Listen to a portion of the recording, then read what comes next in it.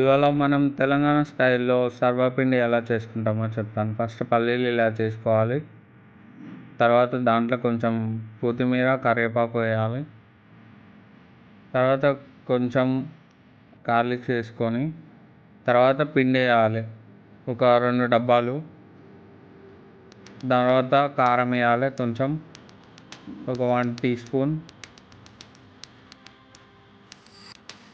తర్వాత కొంచెం సాల్ట్ వేయాలి.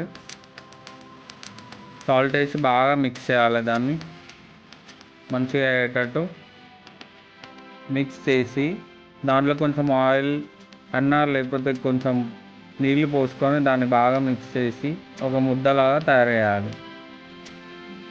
ఇలా నీళ్ళు పోసుకోవాలి. ఇలా వాటర్ బాగా పోసుకొని దాన్ని బాగా మిక్స్ చేయాలి.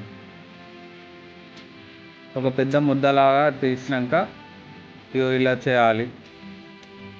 ఇలా చేసి కొంచెం దాన్ని చిన్న చిన్నగా తీసుకోవాలి. ముద్దలు చేయాలి చిన్న చిన్నవి. తర్వాత ఆయిల్ పోసి ఒక ప్యాన్లో బాగా దాన్ని అటు ఇటు మొత్తం పూయాలి. పూసినాక తర్వాత కొంచెం పిండి తీసుకొని ఆ ప్యాన్లో వేయాలి.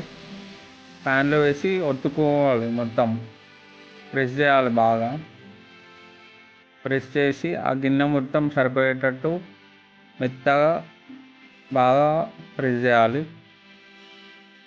ఇలా ప్రెస్ చేసుకుంటూ దాన్ని మంచిగా తీసుకోవాలి.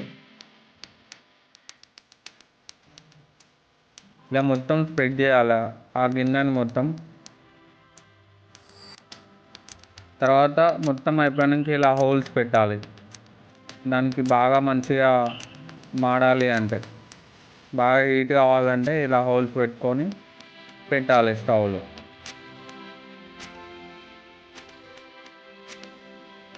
ఇలా చూడండి, ఇలా అవుతుంది. తర్వాత పైన కొంచెం ఆయిల్ వేసి మళ్ళీ కొంచెం దాన్ని మొత్తం స్ప్రెడ్ చేయాలి. ఇలా చేసినట్టు.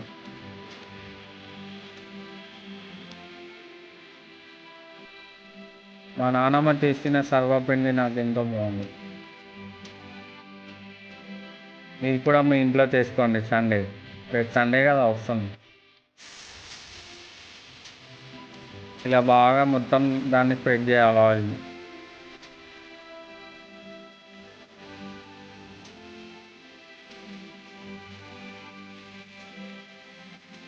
తర్వాత స్టవ్ ఆన్ చేయాలి. తర్వాత అది పెట్టేసేయాలి. దానిపైన ఒక ప్లేట్ పెట్టాలి. అది మొత్తం బాగా హీట్ అవ్వాలని. ఇలా పెట్టుకోండి.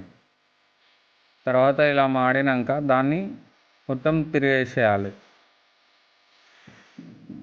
ఇలా అయితే మంచిగా ఉంటుంది సర్వపిండి అనేది. ఇలా బాగా హీట్ అయినాక గార్లిక్స్ చేసుకొని తింటే అబ్బా సూపర్. చూడండి ఎంత బాగుందో. మా నాన్నమ్మ కూడా తీసుకొని తిన్నది. మా నాన్నమ్మ చాలా బాగుందని కామెంట్ చేస్తుంది. Super. Please like and subscribe. మీకు మీ నాన్నమ్మ ఇష్టమైతే సబ్స్క్రైబ్ చేసుకోండి.